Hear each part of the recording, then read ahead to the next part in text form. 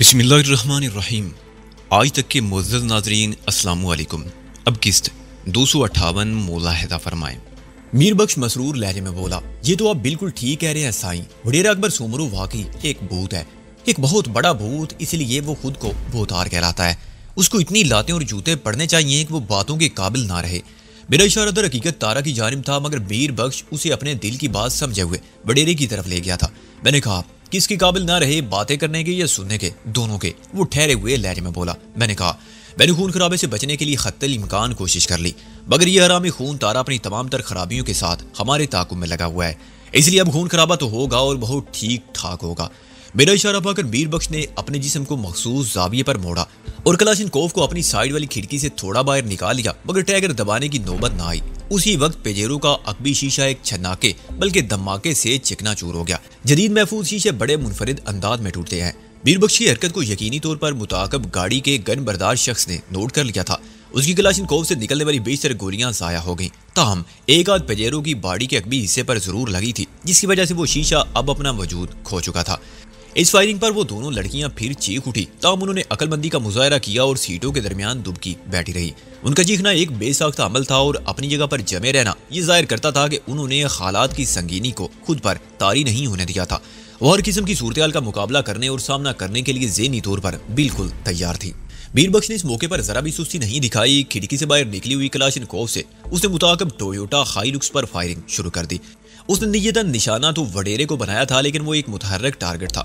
تارا گاڑی کو دائیں بائیں لہراتے ہوئے ڈرائیو کر رہا تھا، اس لیے وہ فائرنگ سے محفوظ رہے۔ تاہم اتنا ضرور ہوا کہ ان کی گاڑی کی رفتار قدرے کم ہو گئی، جس کی وجہ سے ہمارا درمیانی فاصلہ بڑھ گیا۔ دونوں گاڑیاں آگے پیچھے لہراتے ہوئے ایک مختصر سی سڑک پر رواں دواں تھی۔ ریلوے کراسنگ پر پہنچنے سے قبل ریلوے ٹریک سڑک کی دائیں جانب ساتھ ساتھ متوازی چل رہا تھا۔ کراسنگ کے بعد یہی پٹری سڑک کی بائیں جانب آ گئی تھی، تاہم وہ متوازی نہیں رہی تھی، بلکہ بتدریج سڑک اور ریلوے ٹریک میں فاصلہ بڑھتا جا رہا تھا۔ میر بخش کی زبانی مجھے معلوم ہوا سامارو کے بعد وہ پھر متوازی ہو جائیں گے اور خودی کے مقام پر انہیں آپس میں مل جانا تھا۔ پیجیرو کا عقبی شیشہ ٹوٹنے کے باعث وہاں ایک وسیع خلا نمودار ہو چکا تھا، جس کی وجہ سے ہم زیادہ غیر محفوظ ہو گئے تھے۔ میر بخش نے اس خلا کے پار ٹویوٹا ہائیلکس کو نشانے پر رکھتے ہوئے کہا، سائیں یہ تعاقب اگر اسی طرح جاری رہا تو کبھی ختم نہیں ہوگا۔ اس کے لہجے سے تشویش عیاں تھی۔ میں نے کہا، میں بھی اس کارے چیزن کے حق میں نہیں ہوں۔ پیجیرو کے پچھلے حصے میں پیٹرول سے بھرے 2 چھوٹے کین موجود ہیں۔ 10 لیٹر پیٹرول کا یہ ننھا سا ذخیرہ ہمارے لیے موت کا پیغمبر ثابت ہو سکتا ہے۔ ایسی اور کیٹین گیسولین کو کوئی گولی چھو کر بھی گزر گئی تو یہ گاڑی آگ کا گولا بن جائے گی، پھر ہم میں سے کسی کی زندگی کی کوئی ضمانت نہیں دی جا سکتی۔ آپ بالکل درست کہہ رہے ہو سائیں، میر بخش نے ایک جری لیتے ہوئے تائیدی انداز میں کہا، لیکن ایک بات میری سمجھ میں نہیں آئی۔ میں نے ایسی کون سی ناسمجھی کی بات کر دی ہے میر بخش؟ میں آپ کی بات نہیں کر رہا، وہ جلدی سے بولا۔ میں نے ڈرائیونگ پر ماہرانہ توجہ مرکوز رکھتے ہوئے پوچھا، پھر تم کس کی بات کر رہے ہو؟ کون سی بات تمہاری سمجھ میں نہیں آئی؟ سائیں، میں پیجیرو میں موجود پیٹرول والے چھوٹے کینز کی بات کر رہا ہوں، وہ وضاحت کرتے ہوئے بولا۔ پیجیرو ایک ڈیزل گاڑی ہے، اس کے عقب میں ڈیزل والا کین اپنے مخصوص سٹینڈ میں موجود ہے، دوسری جانب فاضل اسٹیپنی بھی اپنی جگہ پر پیوست ہے۔ یہ دونوں چھوٹے کین پیجیرو کا فیول نہیں بھر سکتے، پھر انہیں گاڑی میں کیوں رکھا گیا؟ میر بخش کی الجھن بجا تھی۔ پیجیرو واقعی ڈیزل چلتی تھی، میرے دھیان پہلے اس طرف نہیں گیا تھا، اور گاڑی میں موجود وہ دونوں کین دیکھ کر مجھے اطمینان سا محسوس ہوا کہ چلو ہمارے پاس فاضل ایندھن تو ہے، بہرحال یہ فیول پیجیرو میں استعمال نہیں ہو سکتا تھا۔ میں نے میر بخش سے کہا، تم اس الجھن میں نہ پڑو کہ پیٹرول والے چھوٹے کین پیجیرو میں کیوں رکھے گئے ہیں، ان کے بارے میں بعد میں بھی سوچا جا سکتا ہے، فی الوقت ہمیں جلد از جلد ان لوگوں سے چھٹکارا حاصل کرنا چاہیے۔ اوکے سائیں، میر بخش گہری سنجیدگی سے بولا، آپ پیجیرو کی رفتار کو تھوڑا کم کر کے ان کی گاڑی کو فائرنگ رینج میں لاؤ، میں ٹویوٹا ہائیلکس کے ٹائروں کو نشانہ بناتا ہوں۔ میں نے کہا، ٹویوٹا ہائیلکس کو فائرنگ رینج میں لانے کا مطلب یہ ہوگا کہ پیجیرو بھی فائرنگ کی رینج میں آ جائے۔ تمہارے ہاتھ میں کلاشنکوف ہے تو دوسری طرف بھی کلاشنکوف بردار موجود ہے۔ جب دونوں گاڑیوں سے فائرنگ کی جائے گی تو نقصان بھی یقیناً 2 طرفہ ہوگا۔ اب یہ رسک تو لینا ہی پڑے گا سائیں۔ میں نے کہا، پیجیرو کی پشت پر ڈیزل والا کین بھی بندھا ہوا ہے، ابھی تک وہ فائرنگ سے محفوظ رہا ہے، لیکن یہ ضروری نہیں کہ وہ آئندہ بھی محفوظ رہے گا۔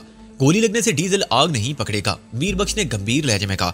اگر پیجیرو والا کین پھٹ گیا تو ٹویوٹا کے لیے مصیبت بن جائے گا۔ میں تو کہتا ہوں کین کو فائرنگ زد میں ضرور آنا چاہیے۔ میں میر بخش کی بات کو پوری وضاحت کے ساتھ سمجھ رہا تھا۔ پیجیرو کی پشت پر بندھے ہوئے ڈیزل کین میں اگر فائرنگ سے سوراخ ہو جائے تو سارا ڈیزل سڑک پر بہہ جاتا، جس کے سبب ٹویوٹا ہائیلکس کے ڈرائیور تارا کو معاورتاً نہیں بلکہ حقیقتاً دن میں تارے نظر آ جاتے۔ وہ جس رفتار سے گاڑی ڈرائیو کر رہا تھا، چکنی سڑک کے باعث اس کا الٹنا یا کم از کم بری طرح پھسلنا لازمی تھا۔ میرے پیجیرو کے عقبی حصے میں روپوش دونوں لڑکیوں کو مخاطب کرتے ہوئے کہا، तुम किसी भी सूरत वहां से बाहर निकलने या सर उठाने की कोशिश नहीं करोगी, वरना पिछली गाड़ी से आने वाली गोलियों की बौछार तुम्हारी जिंदगी को चाट जाएगी। हम तुम्हारे हुक्म का इंतजार करेंगे, साहिल ने मजबूत लहजे में कहा। तुम लोग जो कुछ करना चाहते हो कर गुजरो। साहिल की आवाज में बला का आज़म था। इस बात ने मुझे बहुत सुकून बख्शा। मैं उससे ऐसी ही बहादुरी और जुरात की तवक्को कर रहा था। वो मेरी तवक्को पर पूरी उतर रही थी। मुमताज ने कहा, फैतान थारा अगर तुम्हारा दुश्मन है तो वडेरा अकबर हमारा दुश्मन है। गोया वो दोनों इज्तिमाई तौर पर हमारे दुश्मन है। इस मार्के में मेरे लिए क्या हुक्म है? तुमने डाकुओं की चुंगल में इतने दिन गुजार कर बहुत बड़ा कारनामा अंजाम दे लिया है। मैंने कहा, फिलहाल तुम आराम करो। वैसे भी वडेरे को अभी ये बात मालूम नहीं कि तुम हमारी हमसफर बनी हुई हो। फिर मैं मीर बख्श की जानिब मुतवज्जो हो गया। मैं एक दो मरतबा गिनते हुए अचानक पेजेरो की रफ्तार कम कर दूंगा। इस मरहले पर तुम टोयोटा हाइलुक्स के सामने वाले टायरों पर फायरिंग करना। उसने इस बात में गर्दन को झटका दिया। वो इस वक्त बेइंतहा संजीदा नजर आ रहा था। जब मैंने पहल टोयोटा हाइलुक्स को अपने ताकुब में बढ़ते हुए देखा था तो यही समझा था कि ड्राइविंग कैबिन की छत पर कोई गन नस्ब है, लेकिन अज़ाबाद नजदीक आने पर मालूम हुआ कि वो गन एक कलाशनकोफ थी, जो नस्ब नहीं थी बल्कि वडेरे के मुहाफिज ने उसे अपने हाथों में थाम कर कैबिन की छत पर टिका रखा था। मीर बख्श ने मुझे बताया कि टोयोटा हाइलुक्स आम तौर पर यहाँ पुलिस मोबाइल की सूरत में इस्तेमाल होती है या फिर बार बर्दारी के लिए। अमूमन बाड़े वाले दूध के ड्रम ढोने के लिए इस गाड़ी को इस्तेमाल करते हैं। फर्क सिर्फ इतना है कि बार बर्दारी के लिए इसके पिछले हिस्से को खुला छोड़ दिया जाता है, जबकि मोबाइल की सूरत में इस हिस्से पर हुड लगाकर अंदर दो तरफा नशिस्तें बैठने के लिए बनाई जाती हैं और इसकी पेशानी पर सुर्ख और नीली घूमने वाली लाइटें नस्ब कर दी जाती हैं। हमारा ताकुब करने वाली टोयोटा का ताल्लुक भी किसी तौर पुलिस से नहीं था। मैंने 3 तक गिनती गिनने के बाद अचानक पैजारों की स्पीड कम कर दी। ऐसा करते हुए मैंने गाड़ी को सड़क पर रखते हुए थोड़ा सा साइड में निकाल लिया था। मीर बख्श ने इस मौके पर नहायत ही फुर्ती से मुताकब गाड़ी के टायरों को निशाना बनाते हुए फायरिंग की। दूसरी जानिब से जवाबी फायरिंग की गई। ये फायरिंग हमारे लिए बहुत नुकसानदेह साबित हुई। गाड़ी खौफनाक अंदाज में लहराई। यकीनी तौर पर पेजेरो का पिछला टायर ब्रेस्ट हो गया था। उछलती कूदती सरकश गाड़ी को मैंने बड़ी महारत से कंट्रोल किया। टायर फटने से एक जोरदार धमाका हुआ था जिसने गाड़ी में मौजूद दोनों लड़कियों को एक मर्तबा फिर चीखने पर मजबूर कर दिया था। गाड़ी को मजीद आगे बढ़ाना मुमकिन नहीं रहा था, चुनाचे मैंने बदिक्कत तमाम उसे कच्चे में एक तरफ रोक लिया। उसी वक्त मीर बख्श की खुशी से मामूर आवाज मेरी समा से टकराई, साईं वही हुआ जिसका इम्कान था। इसमें ऐसी खुशी वाली कौन सी बात है? मैंने गर्दन घुमाकर अकब में देखते हुए कहा। मीर बख्श से जवाब देने से पहले मैं उसकी खुशी की वजह जान गया। उसी वक्त टोयोटा हाइलुक्स के ब्रेक चिरचिराए। मैंने देखा वो सड़क पर दूर तक फिसलती चली जा रही थी और इस खतरनाक फिसलन का सबब वो आयल था जो सड़क पर जा बजा फैला हुआ था। हमारे दुश्मनों की फायरिंग से पेजेरो के पीछे डीजल वाला कैन फट गया था। थोड़ी देर पहले हमारे दरमियान जो गुफ्तगू हुई थी हालात बिल्कुल उसी के मुताबिक पेश आए थे। बहरतून इस सैजाब से फिसलती हुई टोयोटा हाइलुक्स को देखने लगा। वो सड़क पर रहते हुए खम से थोड़ी आगे निकल गई, मगर उसकी स्पीड इतनी ज्यादा थी कि संभलने की बजाय वो उलट गई। अब वो भी पेजेरो की तरह कच्चे में उतर आई थी, लेकिन पेजेरो के बिल अक्स उल्टी पड़ी थी। वो बड़े नाजुक लम्हात थे। इस वक्त सोच विचार नहीं बल्कि अमल की जरूरत थी। दुश्मनों के संभलने से पहले हमें उनके सर पर पहुंच जाना चाहिए था। मैंने साहिल और मुमताज से मुखातिब होते हुए कहा, हम बाहर जा रहे हैं, तुम दोनों गाड़ी में रहोगी और इस तरह रहोगी कि बाहर से नजर नहीं आओगी, समझ गई? मुमताज खामोश रही। ताम साहिल ने कहा, फैदान मैं भी तुम लोगों के साथ आती हूँ। नहीं, तुम वहीं ज्यादा महफूज हो, मेरे पास भी रिवाल्वर है। वो इसरार करने लगी। जरूरत पड़ने पर मैं इसे इस्तेमाल कर सकती हूँ। मैंने कहा, ये जरूरत यहाँ पेजेरो के अंदर भी सामने आ सकती है। उसने कुछ कहने के लिए मुंह खोलना चाहा, लेकिन मैंने खत्मी अंदाज में उसे खामोश करा दिया। मैं जो कह रहा हूँ बस उस पर अमल करो। तुम हमारे साथ जाओगी तो हमारी मुश्किलात में इजाफा हो जाएगा। उसके बाद वो कुछ नहीं बोली। मैं मीर बख्श के साथ पेजेरो से बाहर निकल आया। कलाशिनकोव बदसूर उसके हाथ में थी, मगर मैं जानता था इस हथियार में बहुत कम गोलियां बाकी होंगी। जो रिवाल्वर साहिल के कब्जे में था वो डीएसपी का था। ये इशारिया 3.2 कैलिबर का एक शानदार इंपोर्टेड रिवाल्वर था, जिसकी 2 गोलियां मैं बंगले से निकलते हुए जीप को बेकार करने में इस्तेमाल कर चुका था। बाकी 4 गोलियां इस वक्त भी रिवाल्वर के चैम्बर में मौजूद थी। हम दोनों दौड़ते हुए उल्टी हुई टोयोटा हाइलुक्स के करीब पहुंच गए। वहां की सूरत हाल खासी खराब थी। गनबरदार मुहाफिज कहीं नजर न आया। उसका एक ही मतलब था कि वो अपनी गन समेत इस वक्त गाड़ी के नीचे दबा होगा। मैंने झुककर ड्राइविंग कैबिन का जायजा लिया। वडेरा अकबर, सुमरू और तारा अपनी निशस्तों पर मौजूद थे, तब वो गाड़ी में बुरी तरह फंस गए थे।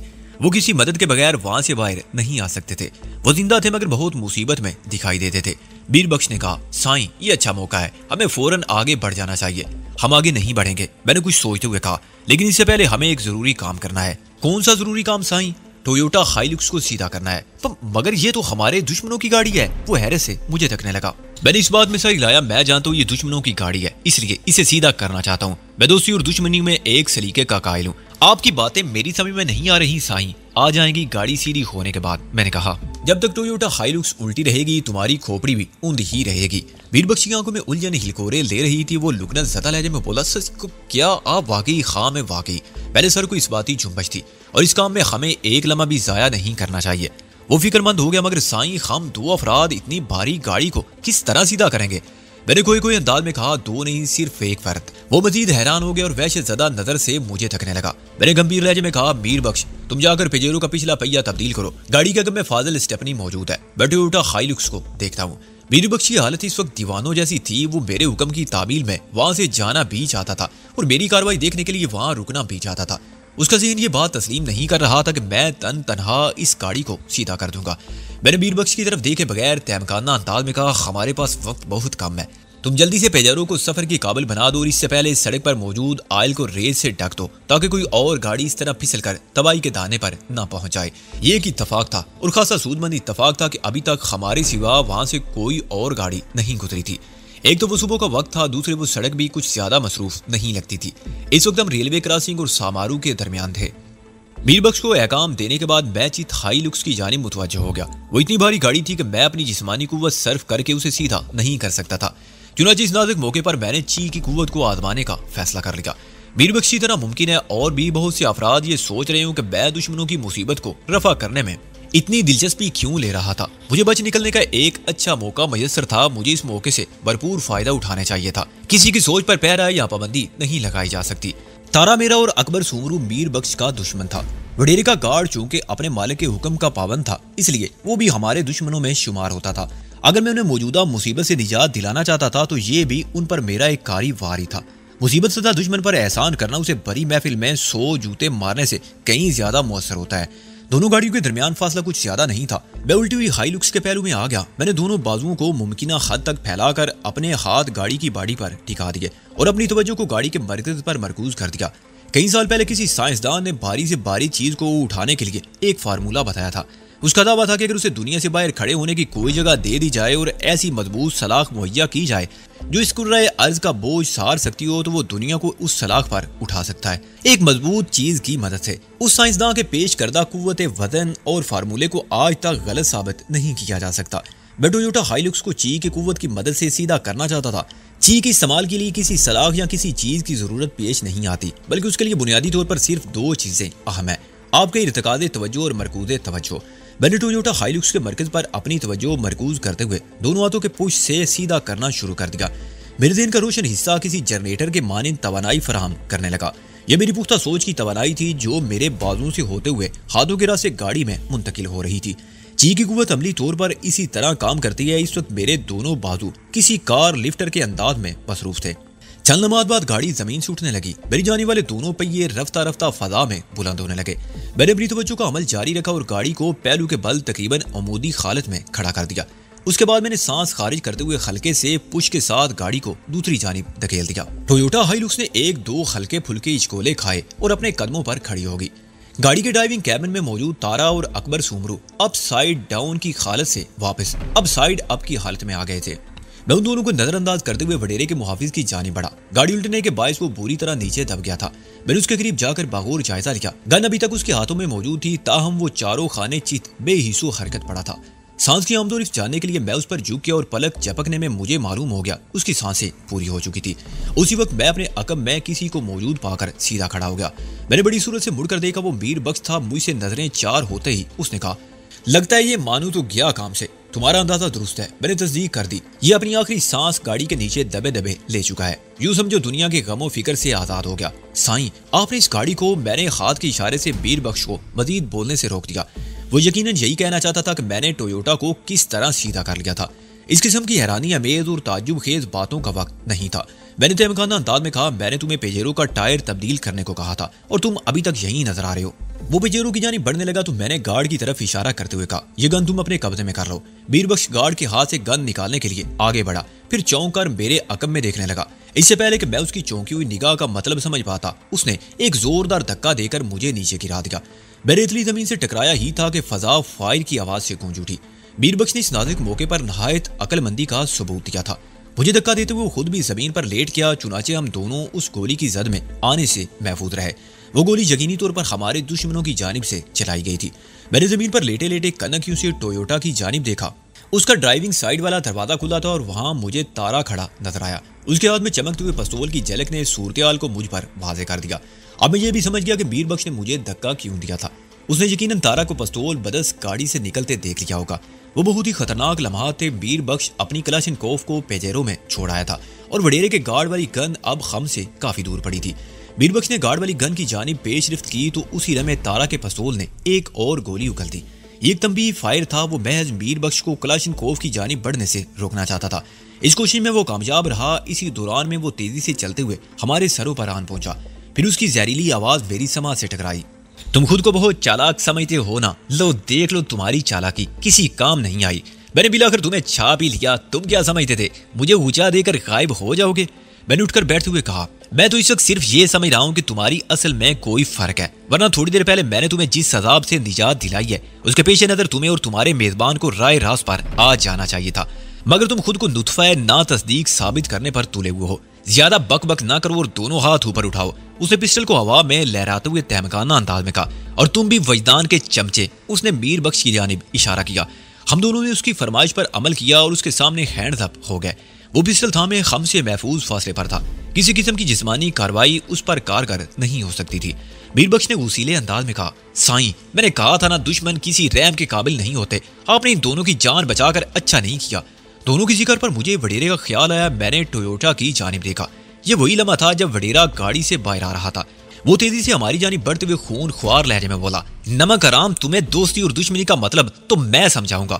بات ختم کرتے اس نے اپنے گارڈ والی کلاشنکوف پر قبضہ کر لیا۔ ہمارے لیے صورت احوال مزید سنگین ہو گئی۔ وڈیرے کے تیور نہایت ہی خطرناک دکھائی دے رہے تھے۔ وڈیرا اکبر سومرو کی عمر 55 کے قریب تھی۔ وہ سندھ کے روایتی وڈیروں کی لباس میں تھا۔ وہ دونوں خاصے خوش قسمت واقع ہوئے تھے۔ دونوں کی چال ڈال اور لب و لہجوں سے پتہ چلتا تھا کہ اس حادثے میں وہ یکسر محفوظ رہے تھے۔ تارا کی سر پر پٹی بدستور موجود تھی۔ یہ عمرکوٹ کے ہوٹل میں ہمارے درمیان ہونے والے مارکے کی یادگار تھی۔ وڈیرا اکبر سومرو نے پجاروں کی طرف اشارہ کرتے ہوئے مجھ سے استفسار کیا، لڑکیاں نظر نہیں آ رہی، کہاں ہیں وہ؟ لڑکیاں؟ وڈیرے کے انکشاف نے مجھے چونکنے پر مجبور کر دیا۔ تب میں نے صورتحال کو سنبھالتے ہوئے کہا، تم کون سی لڑکیوں کی بات کر رہے ہو؟ وہی لڑکیاں جو تھوڑی دیر پہلے پیجیرو میں موجود تھی، تارا نے تنزیہ انداز میں کہا۔ ہم نے ریلوے کراسنگ سے گزرتے ہی انہیں پیجیرو میں دیکھ لیا تھا۔ ان میں ایک تو تمہاری ساتھی دنو یعنی ساحل تھی، دوسری میرے لیے اجنبی ہے۔ تم نے اسے کہاں سے اڑایا ہے اور وہ دونوں اس وقت کہاں ہیں؟ ممتاز نے مجھے بتایا وہ اکبر سومرو کو اچھی طرح جانتی تھی، لیکن وڈیرے نے اس کے حوالے سے خصوصاً کوئی بات نہیں کی تھی۔ بس 2 لڑکیوں کا ذکر کر رہا تھا وہ۔ اس کا ایک ہی مطلب ہو سکتا تھا، یا تو وہ ممتاز کو صورت سے پہچانتا نہیں تھا یا پھر اس نے پیجیرو میں ممتاز کا چہرہ نہیں دیکھا تھا۔ ممتاز وڈیرے اکبر سومرو کے دشمن کی بیٹی تھی۔ اکبر وڈیرے کو اس کی یہاں موجودگی کی خبر ہو جاتی تو ہماری مشکلات میں یقیناً اضافہ ہو جاتا۔ میں نے تارا کے طنز کا جواب تمسخرانہ انداز میں دیا، تارا لگتا ہے سر کی چوٹ نے تمہارے دماغ پر گہرا اثر کیا ہے، خاص طور پر تمہاری بصری حس بری طرح متاثر ہوئی ہے۔ تمہیں ایک کے 2 نظر آنے لگے ہیں۔ ہمارے ساتھ صرف ساحل تھی، تم لوگوں کی فائرنگ سے اس کا پاؤں زخمی ہوا ہے، وہ پیجیرو کے عقبی حصے میں لیٹی ہے۔ نظر تمہیں وہ اس لیے نہیں آ رہی کہ مزید فائرنگ سے بچنے کے لیے اس نے خود کو پوشیدہ کر رکھا ہے۔ پتہ نہیں تم کون سی دوسری لڑکی کا ذکر کر رہے ہو۔ وڈیرا اکبر سومرو بے یقینی سے پیجیرو کی جانب دیکھنے لگا۔ جب اسے وہاں کچھ دکھائی نہ دیا تو الجھن زدہ نظر سے مجھے دیکھتے ہوئے بولا، تم ہمیں چکر دینے کی کوشش کر رہے ہو۔ میں خود اپنی آنکھوں سے پیجیرو کے پچھلے حصے میں 2 لڑکیوں کو دیکھ چکا ہوں۔ تم مجھے جھٹلا نہیں سکتے۔ میرے سر میں کوئی چوٹ بھی نہیں لگی اور میری نظر بھی سلامت ہے۔ میر بخش وڈیرے کی جانب سے بہت ادار کھائے بیٹھا تھا۔ اس نے اکبر سومرو کی جانب دیکھتے ہوئے ترش لہجے میں کہا، سائیں تمہاری نظر تو ہمیشہ سے خراب ہی رہی ہے۔ ایسا کون ہے جس کی بہن، بیٹی یا بہو تمہاری اس نظر سے محفوظ رہی ہو؟ اپنے سابق ادنا سے چاکر کا یہ انداز گفتگو وڈیرے کو سخت ناگوار گزرا۔ وہ میر بخش کو نفرت بھری نظر سے دیکھتے ہوئے بولا، کتے تم ذرا بنگلے پر تو پہنچو، میں تمہاری زبان گدی سے کھینچ کر باہر نکالوں گا۔ بات ختم کرتے وڈیرے نے کلاشنکوف کا رخ میر بخش کی جانب کر دیا۔ تارا مجھے پسٹل کے نشانے پر رکھے ہوئے تھا۔ وہ اعصاب شکن لمحات تھے، کسی لمحے کچھ بھی ہو سکتا تھا۔ وہ دونوں مسلح افراد میرے حملے کی رینج سے باہر تھے۔ اگر میں انہیں باتوں میں لگا لیتا تو کارروائی کے لیے کوئی مناسب موقع نکل سکتا تھا۔ یہ بات تو یقینی تھی کہ تارا مجھے جان سے مارنے کا رسک نہیں لے سکتا تھا۔ البتہ وڈیرے سے کچھ بعید نہیں تھا۔ میر بخش نے اسے غداری کر کے اس کے غیظ و غضب کو بری طرح للکار دیا تھا۔ وڈیرے کے محافظ کی لاش ہم سے تھوڑے فاصلے پر پڑی تھی۔ میں نے لاش کی طرف اشارہ کرتے ہوئے کہا، اکبر سومرو تمہارے یہ جان نثار حرام موت مرا ہے۔ جس طرح ڈی ایس پی کے بنگلے پر تمہارے 3 ساتھی سیکورٹی گارڈ کی فائرنگ سے ہلاک ہوئے ہیں، تم یہ پے در پہ نقصانات کب تک اٹھاتے رہو گے؟ یہ تمام نقصانات میں نے تمہاری وجہ سے اٹھائے ہیں۔ وہ نفرت امیز نظر سے مجھے گھورتے ہوئے بولا، تم نے ڈی ایس پی کے بنگلے پر میری ایک جیپ کو بھی بیکار کر دیا تھا، لیکن فکر نہ کرو، میں نے تمہارا بہت خوب بندوبست کر دیا ہے۔ لفظ بندوبست پر اس نے خاصا زور دیا تھا۔ میں نے اسے آمادہ گفتگو دیکھا تو آہستہ آہستہ گھسنا شروع کر دیا۔ میں در حقیقت کسی سنہری موقع کی طاق میں تھا جب میں وہاں کی بازی کو پلٹ سکتا۔ میں نے وڈیرے کی جانب دیکھتے ہوئے معصومیت سے پوچھا، تم نے میرے لیے کون سا خوبصورت بندوبست کیا ہے؟ وہ فخریہ انداز میں بولا، میں نے بنگلے والی کہانی کو الٹ کر رکھ دیا ہے۔ تم جب بنگلے سے نکل رہے تھے تو ڈی ایس پی کے باڈی گارڈ کو ہوش آ گیا تھا۔ پھر اس سے پہلے کہ وہ ہم پر کلاشنکوف تان کر انکوائری شروع کرتا، ہم نے اسے گیٹ پر متعین گارڈ کے پاس دوسرے جہان میں پہنچا دیا۔ اور اس سے پہلے تم لوگوں نے 2 سادہ پوش گھریلو ملازموں کو ڈی ایس پی کے ڈرائیور سمیت فنا کے گھاٹ اتار دیا تھا۔ میں نے چپتے ہوئے لہجے میں کہا، گیٹ پر موجود سیکورٹی گارڈ بھی تمہاری فائرنگ کا نشانہ بنے تھے۔ کیا میں غلط کہہ رہی ہوں؟ تم غلط نہیں کہہ رہے، اس نے تائید کی، مگر تمہاری اس درست بات پر کوئی یقین نہیں کرے گا۔ یہ کیا بات ہوئی؟ یہی تو مزے کی بات ہے بچے، وہ میں نے خیز انداز میں زیر لب مسکرایا۔ میں نے تمہیں بتایا ہے نا، میں تمہارے وہاں سے نکلتے ہی بنگلے والی کہانی کو الٹا کر رکھ دیا ہے۔ میں نے اسے باتوں میں لگانے کی خاطر پوچھا، میں سمجھ نہیں سکا، تم کیا کہنا چاہتے ہو؟ میں نے پوچھا، میں نے اور میرے ساتھیوں نے ایسے کون سے جرائم کیے ہیں جو ہمیں جیل کی ہوا کھانا پڑے گی؟ وڈیرا اکبر سومرو ایک لمحہ سوچنے کے بعد بولا، تم نہایت ہی مشکوک خطرناک بندے ہو۔ تم اپنی ساتھی دنوں کے ہمراہ غیر قانونی طور پر بارڈر کراس کر کے پڑوسی ملک بھارت سے پاکستان میں داخل ہوا ہو۔ تم پر بھارتی ایجنٹ ہونے کا ٹھپا لگانا بھی بہت آسان ہے۔ اس کے بعد تم نے میرے ایک آدمی نواز علی کو صحرا میں قتل کر ڈالا، دوسرے آدمی میر بخش کو ورگلا کر اپنے ساتھ ملا لیا۔ اس نے نفرت امیز نظر سے میر بخش کو دیکھا اور بات جاری رکھتے ہوئے بولا، اس کمتر کمینے کا تو میں جو اشر کروں گا وہ دنیا دیکھے گی، نہ صرف دیکھے گی بلکہ کانوں کو ہاتھ بھی لگائے گی۔ کسی کو آئندہ غداری کا حوصلہ نہیں ہو سکے گا۔ وڈیرے کے چہرے کے اضلاع سے اندازہ ہوتا تھا کہ وہ اس وقت شدید غصے میں تھا۔ یہ میرے لیے خاصا سودمند وقت تھا۔ میں غصے کی حالت میں اس سے کوئی ایسی غلطی کروانے میں کامیاب ہو سکتا جس سے مجھے ہاتھ پاؤں چلانے کا موقع مل جاتا۔ میں نے براہ راست وڈیرے کی آنکھوں میں دیکھتے ہوئے کہا، تم میرے بلکہ ہمارے جرائم گنوانے کی کوشش میں مصروف تھے، کیا تم نے وہ ارادہ ترک کر دیا ہے؟ وہ میرے طرز تخاطب پر تل ملا کر رہ گیا۔ تاہم وہ بات آگے بڑھاتے ہوئے بولا، تمہارے جرائم کی کہانی بہت طویل ہے۔ بہرحال اس نے ایک لمحے کا توقف کیا اور بتانے لگا، میرے آدمی میر بخش کے ساتھ مل کر تم نے عمر کوٹ میں بدماشی اور غنڈہ گردی کی کئی اور وارداتیں کی جن میں کئی افراد زخمی ہوئے۔ اس کے بعد تم میری چوری شدہ بلکہ چھینی ہوئی گاڑی میں عمر کوٹ سے میرپور خاص کی طرف فرار ہوئے تھے، تو ناکے پر تم لوگ دھر لیے گئے۔ تم پر ڈاکوؤں وغیرہ کا شک کیا گیا، اگرچہ تم لوگ ڈاکو نہیں تھے، نہ ہی مغویہ ممتاز سے تمہارا کوئی تعلق تھا، مگر تم لوگوں نے اپنی شناخت چھپانے کے لیے نام اور مقامات کے بارے میں متعدد جھوٹ بولے۔ اتنی بھاری تعداد میں جھوٹ وہی لوگ بولتے ہیں جو کسی نہ کسی جرم میں یا جرائم میں ملوث ہوتی ہیں۔ وہ ایک لمحے کو رکا۔ میں نے پوچھا، پھر اس سے کیا ثابت کرنا چاہتے ہو تم؟ جو بھی ثابت کرنا ہے وہ تو پولیس ہی کرے گی، وڈیرے نے حقارت سے میری جانب دیکھتے ہوئے کہا۔ ہم تو صرف تم لوگوں کو ان کے حوالے کریں گے، اور تم لوگوں میں یہ غلیظ اور بدبخت شخص میر بخش شامل نہیں۔ اس نے باقاعدہ انگلی سے میر بخش کی طرف اشارہ بھی کر دیا۔ اس حرام کے تخم کو تو میں اپنے ساتھ بنگلے پر لے جاؤں گا۔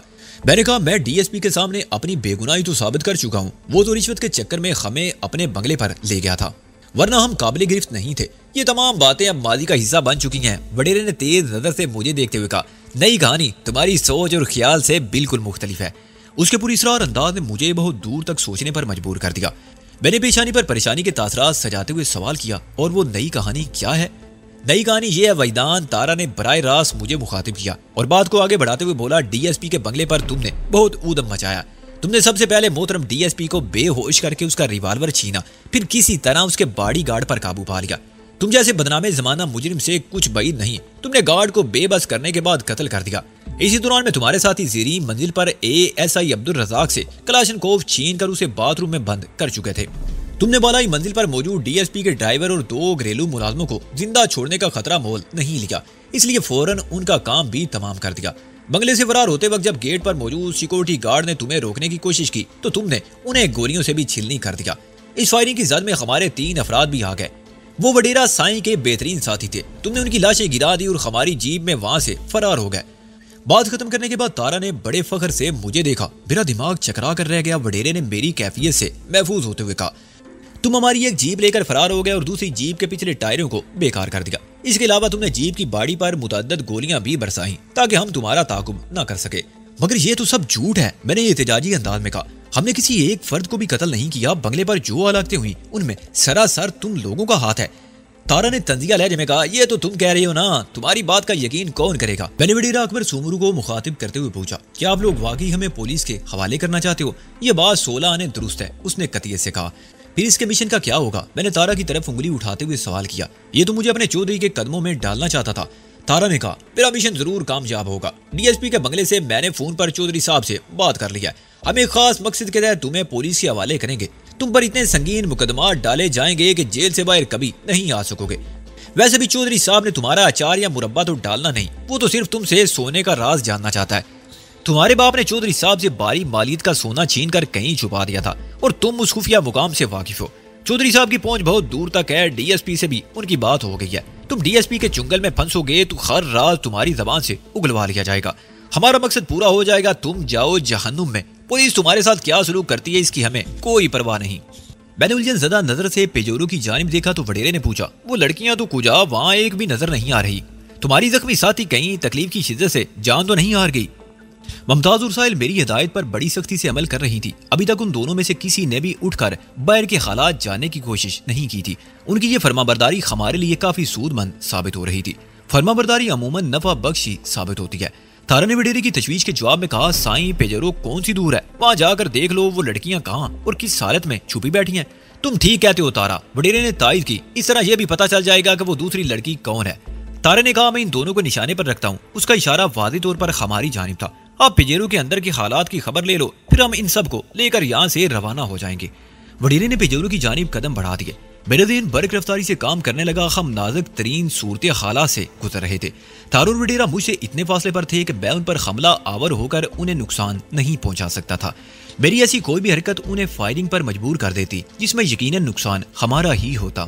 وڈیرے نے پیجورو کے سمت 2 قدم ہی اٹھائے تھے کہ میر بخش اس کے راستے میں حائل ہو گیا۔ وہ کسی سیسا پلائی ہوئی دیوار کی مانند اپنے سابق آقا کے سامنے کھڑا اسے گھور رہا تھا۔